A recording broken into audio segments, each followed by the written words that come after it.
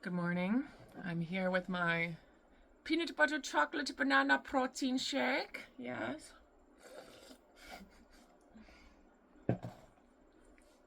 And I think I've come to a lot of answers, but not all the answers, to my last video. And in general, like a kind of a separate topic of just why romantic relationships are become such a priority in our lives and take up so much of what we've got going on, and why are we so attached to them and all these different things. And so when it comes to the last video and why romantic relationships and friendships feel different, I think maybe a lot of that just has to do with body contact. You are not touching your friends in the way that you're touching your partner. I think sex bonds you in a different way. It bonds you chemically, emotionally, for women and other people too. But then I feel like,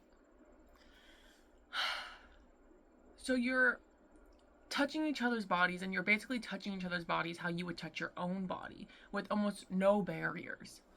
I think that's hugely freeing, and something that we don't really do with ourselves. I think maybe one of the reasons why romantic relationships become so engulfing is because we allow ourselves to play in ways that we don't on our own.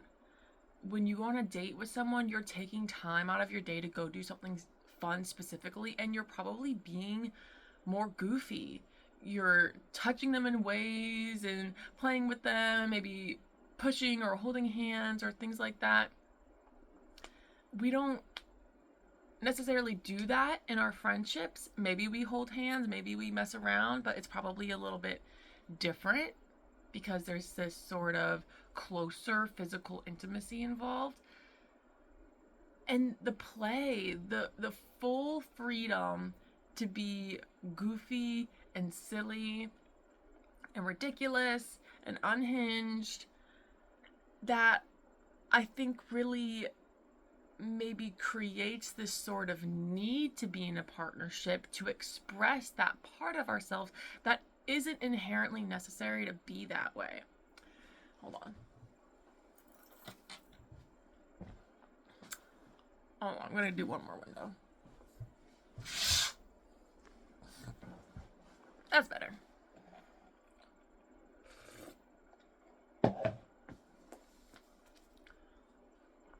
I think a way to become more detached from the need for a relationship is to engage and play with ourselves. Our lives as adults have become so fucking boring. So boring. We get up, we don't brush our teeth for fun, we're not present, we're going through the motions, we're doing shit in like a, oh, I have to do this mentality, oh, I have to get this done, I have to go to work.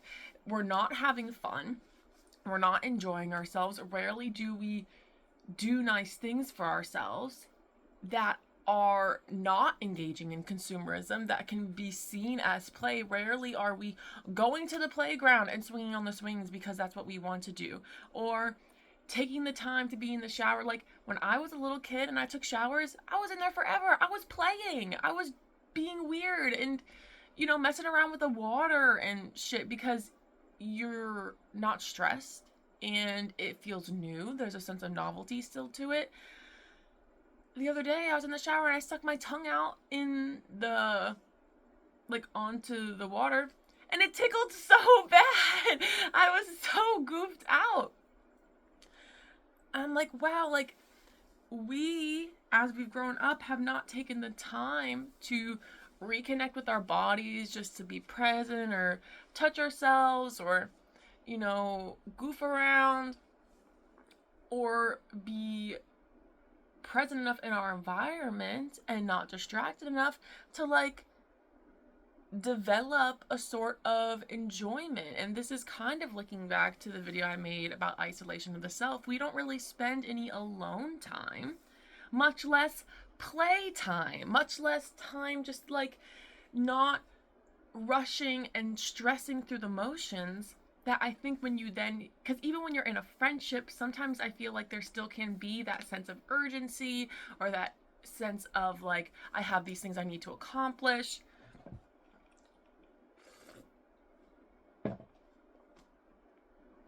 But I feel like in a romantic relationship, time goes away. You set aside time for that person, and then it turns into the whole day. You know, you're not concerned with how long things are taking, especially when the relationship is new. Maybe, I can't really speak for like marriages, because then, you're going about your own life and, you're back to like the boredom of life. But then you still have this basically play partner. Yeah. I feel like that answers a lot of my questions, and maybe a way to cultivate a stronger sense of self is just playing. And I have social anxiety, so a lot of the things I want to do, I have trouble getting myself to go do. So as like a concerted effort, I am like purposely going out and doing things that make me nervous, that I like think that I might enjoy, like driving in the middle of the night into the city to go dance because I need to dance. Or, I took myself kayaking, I took myself rollerblading. And those are great experiences. And not only do they like create a sense of self-confidence, but also through moving your body, I come to different realizations and self-reflections. Like, specifically, I had 2 different realizations and reflections when I went kayaking and then when I went rollerblading. And it was awesome. It was awesome to like have fun in your body and then be like, oh my god, I have a new thought. I mean, maybe it's just because I'm kind of,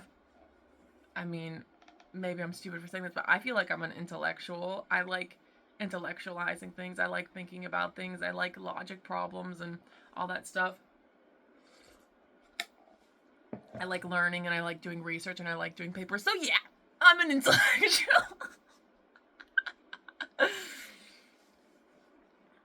And there were some other things that I was thinking about that kind of keep us bonded in these relationships. Let me see if I can grab my...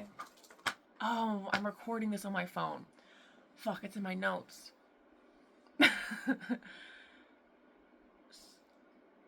The distraction of it all, the distraction of being in a relationship was one of the things I wrote down. Which is kind of ties into like the play aspect. But also just having something outside of yourself to focus on. We're so navel gazing. And I think there is like a really big fulfillment in helping someone that's not ourselves. Because a lot of times, I think when we help our families, it kind of goes unnoticed or unappreciated. So when you have someone who is showing their appreciation back to you by loving you in different ways, that's a great, maybe not distraction, but refocusing of our human energy onto something that's fulfilling. Maybe to be less dependent on a relationship means engaging in the community and like helping out at soup kitchens and food drives and that type of thing, to feel that kind of love back. Because, that's just how the energy goes. That's how the energy flows. So there's play, distraction, like a refocus of energy. Yeah, I feel like that's the big ones. I feel like I had a couple other thoughts. Yeah, a lot. We have these feelings and these attachments, and then of course there's like the chemistry behind it all. and the hormones behind it all that make us feel so intensely bonded to someone. Oh, validation. I think in having a person who truly accepts every part of you, it makes us feel validated. It makes us feel like, hey, I'm allowed to exist. Hey, what I'm doing is good and inherently valuable because another person who's not me sees the value in it. And, you can kind of say, like, fuck what everyone else has to say because this person who I value so much also values me. And we want to spend our time together and we want to be intimate in these ways. And, we play together and it reaffirms this bond and this confidence. And I think that because, again, our lives are so rushed, so money, money, money, money, do this, do that, pay this bill, buy that thing, rarely do we have the skills, the developed skill, or the time, or the discipline to validate and appreciate ourselves. Like, to look in the mirror and call yourself beautiful. Like, maybe the reason why when someone compliments us feels so good is because we're not fucking complimenting ourselves, and most of us have self-esteem issues. So maybe if we worked on that and didn't have self-esteem issues and confidence issues and anxiety and social anxiety, like, it would be like, oh yeah, thank you for reminding me of what I already know, Instead of like a, wow, you think I'm pretty? I feel so ugly. Wow, I just can't believe anyone would ever think that about me, Instead of like looking in the mirror every day and telling yourself that you're beautiful and you love yourself and you're proud to be yourself and you're happy about where you're going and, confident in your decisions and you trust in yourself and you do things to prove your trust to yourself by pushing, what you think you can do, especially if you have social anxiety, or, taking that risk or trying that new thing, or specifically doing things because you really like them that aren't engaging in consumerism. Like, I was just thinking this weekend, I was like, wow, I would really like some chocolate covered strawberries. I should make some for myself. Like, that would be really fun. And I would feel so special. And like, I don't need to wait for another person to say that I deserve certain things or give me certain things to enjoy them or do them for myself, or take a moment to be present to enjoy that thing. Because it's like, well, am I gonna make them and then just like scarf them down? No, because chocolate strawberries specifically kind of have this like sensory interest to them. Like, they are fun to eat and we don't get to eat them all the time, so there's this kind of like, it forces you to be present. So yeah, maybe there's just a bunch of different ways we can be better caring for and appreciating ourselves and developing better personal relationships with ourselves, so that there's a less intense attachment onto these romantic relationships.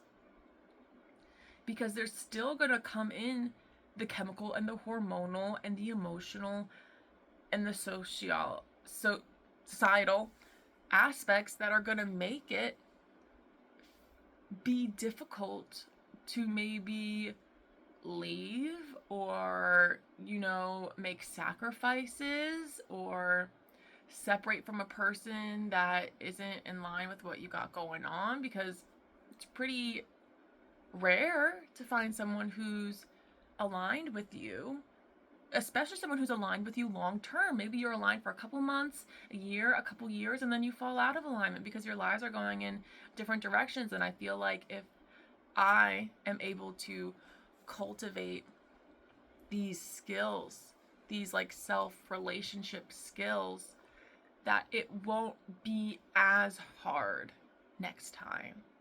And it doesn't need to be so painful, perhaps. I think a lot of the pain that probably surfaces from leaving relationships is in compromising yourself for another person and then it's still not working out. Like in my last relationship, it was like I made adjustments and I explained and I explained and I stayed up late and I worried endlessly and I tried over and over again and constantly was not doing what was best for me or in my best interest, and then it still didn't work out. Like I tried so hard and it still didn't work out, versus if in the very beginning of the relationship I had said, hey, I don't like being on red. I'm not going to be in a relationship with someone who leaves me on red just because I don't like that. Like, anxiety aside, like, I find it disrespectful. And then, there wouldn't have been this huge emotional attachment, but then, accepting that and moving to the next thing and accepting other things that maybe shouldn't have been accepted, it's like well, I gave half of myself away and it still didn't, it adds a lot more, I feel like, grief onto the matter. And then I guess kind of facilitates a sort of codependency because you're giving I was giving up certain things that were important to me for the sake of trying something new. Because I was like, oh yeah, I'm in a new place with a person I wouldn't normally go out with. Like, let's see. I saw. Oh, I saw.